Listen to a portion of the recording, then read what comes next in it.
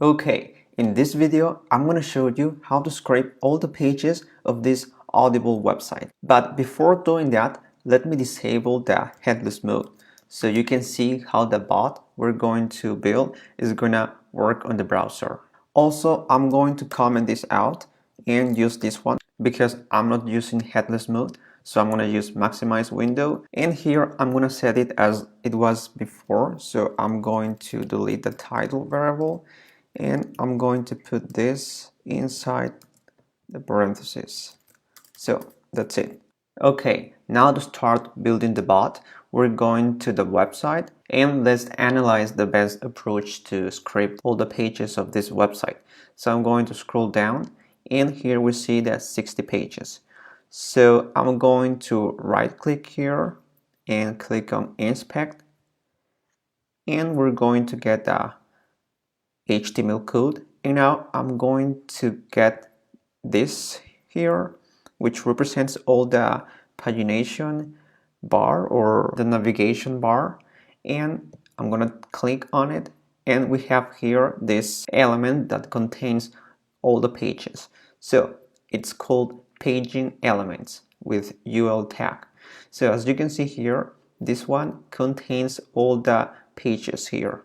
The back arrow, page number 1, number 2, number 60, and the next button arrow. So we can locate this one first, and then we can locate these pages by the tag name li. So this is what we're going to do.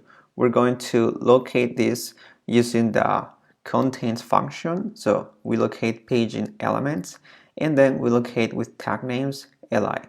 And now back to PyCharm, and let's do this. So here let's open some space for this code that I'm gonna this block is gonna be called pagination, and now I'm going to define a variable that I'm going to call, well, pagination, and this is going to be equal to driver and dot find element by xpath, because this is how we're going to locate that first element. Now we open parentheses, and now it's time to build the first XPath. So back to the browser, we press Ctrl F, and now let's locate this first element. So I'm going to copy this paging elements word because I consider the word that represents better this element.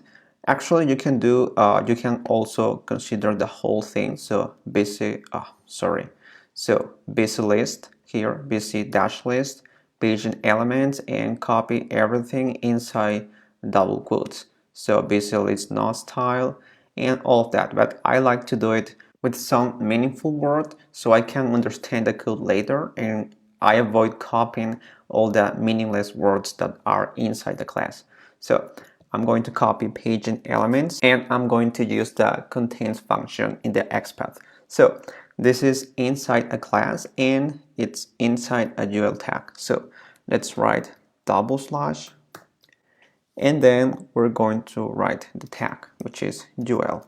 Now square brackets, and now we write contains. Now parentheses, and we write add class because that's the attribute. And now open quotes, and inside quotes we're going to paste the paging elements. So the XPath was successfully built, and as you can see here, it's highlighted in green, and there is only one element, so everything great so far. Now let me copy this, and now back to PyCharm, and I'm going to open single quotes, just to avoid repetition with this. And now we have the XPath here. Now let's locate all the pages. So I'm going back to the browser, and here I'm going to locate these li elements. So here we can use XPath, or we can use tag names to locate with Selenium. I'm going to show you how to do it with XPath. We just write slash and then li, and as you can see here, we get the 6 elements, which are each page here. And now I'm going to show you how to do it with tag name. So back to the code here, and we define a variable named pages, which is equal to pagination. I'm going to use this context. And then I write find element by tag name. So here in quotes, I'm going to write li because that's the name of this tag. Here I forgot a little detail.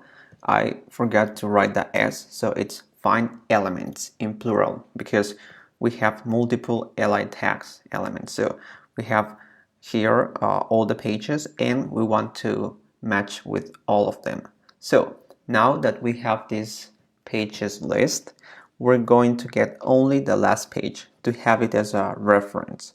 So I'm going to create a new variable called last page, and this is going to be equal to, and now let's go back to the browser and I'm gonna show you something. As you can see here, the elements highlighted in green are those we match with the XPath or tag name, and to get the last page we have to get the number of the page by its index. So let me show you. Here the first element is going to have index 0, so this arrow that goes to the previous page is going to take that index 0. So if we do pages square bracket 0, this is called indentation. This is going to return the first element, which is this one.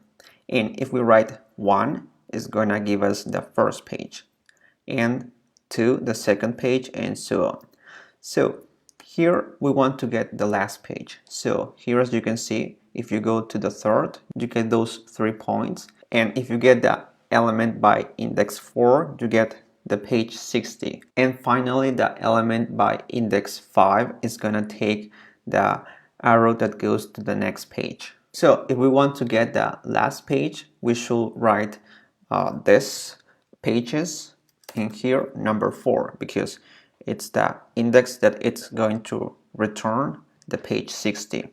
But to use better code, let's use reverse indexing, which consists of using negative numbers to get to the element we want. So let me show you.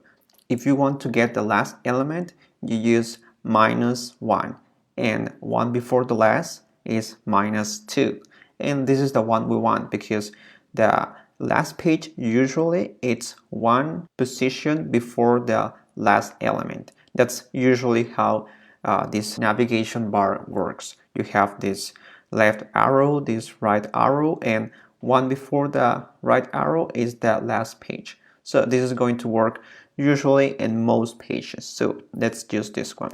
So I'm going back to PyCharm, and now I'm going to use -2. And now I write that text to get the text inside this page -2, which is 60 in this case. And now I write int, now parentheses, and I have the number 60 in this expression. So this is how you get the last page from the paging elements here. So now let's locate the next button here, so we can click on it around 60 times to get all the pages. So here I'm going to inspect the button, and now we have the code behind that button. So it's here, and apparently inside this element there isn't any meaningful word. We have BC icon, right, BC icon field base, and let's find something more meaningful to locate it with XPath. So I'm going to scroll up here and nothing. This one could be a good one, BC button text.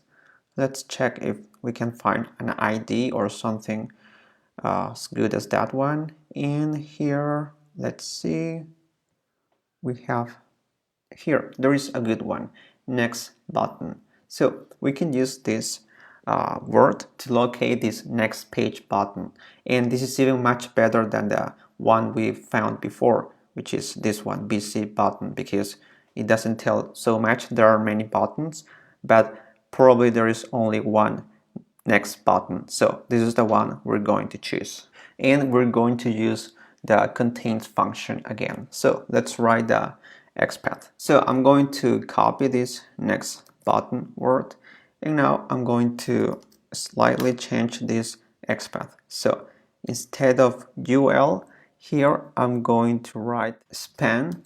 So I write span, and here I'm going to replace with next button. So here we found it. We found this element, and there is only one here, as you can see. Now let's copy this, and now back to PyCharm, and I'm going to create a variable called next underscore page, which is equal to driver that find element by XPath. So I'm going to write find element by XPath, which is this one. And now I'm going to put double quotes and then, well, single quotes then. Now to click on this button, I write next page dot click. And now it's time to write some conditions so the bot can scrape all the pages and stop in the last page. To do so, I'm going to use the while keyword. So I write here while, and here I have to build a condition. So first I'm going to set a new variable, which I'm going to name current underscore page, which is equal to 1. So we're going to start, of course, in page 1, and this variable is going to be less than the last page. So now I'm going to explain you what this means. So the while keyword is going to execute the code behind every time this condition is true. So if the current page is less or equal to the last page, we're going to click on the next page element. But if the current page value is greater than the last page, the code inside the while loop is going to break, and the execution will continue with the immediate code below. So I'm going to show you this with the code so you can understand much better. So what I'm going to do first is to indent this expression, which is going to be inside the while loop. So here, this is going to be inside the while loop, which is, by the way, the part of the code that helps us scrape the website. Now we're going to cut this next page and we're going to paste it here inside the while loop. So I'm going to put it here. And now I'm going to increment this current page variable by 1. So I write current page is equal to current page plus 1. So for every iteration of this loop, this current page is going to be increased by 1. So for example, let's say we're in page number 1. So we're in page number 1. We scrape all the content of page number 1, and then 1 plus 1 is 2. So the current page value is set to 2.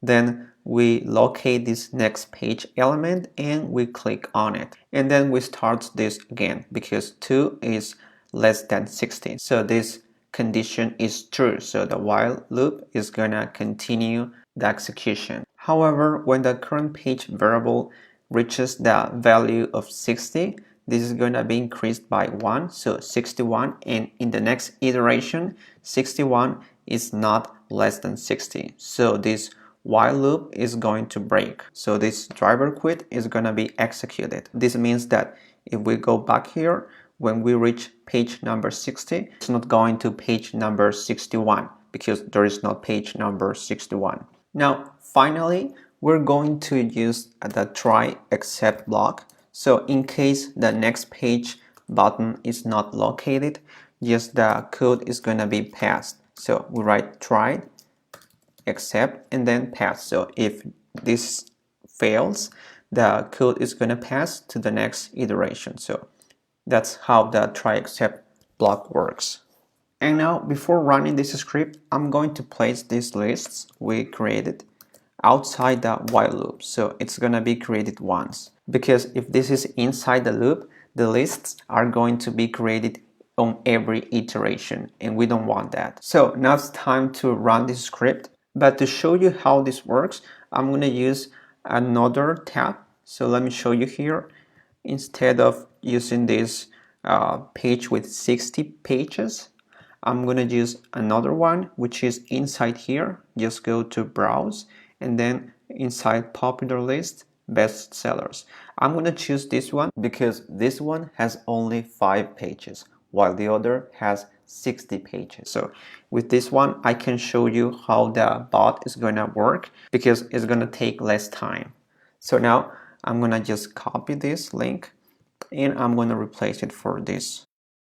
Finally, to make sure each iteration works fine, we're going to use implicit weights. So we just have to import time, and then with this we have to use this time.sleep. So here, every time the Python code goes here to this line 28, the process is going to stop for 2 seconds. So it has time to render the page correctly. This is just a good practice to follow in web scraping to write a more robust code. As I said before, this is an implicit weight. There is also explicit weight, which is even much better, but we're going to see that on the next video. Now it's time to run this script. So I'm gonna right click and click on run. And now the browser should open on the Audible website, and we should see that the browser should be maximized. And yeah, it was maximized. Now it should navigate through each page. So now it's in page number 2, and then it's page number 3. As you can see, it waits 2 seconds before it scrolls down and go to the next page. So now it's in page number 3, I guess, and it's going to stop in page number 5, and then it's gonna quit.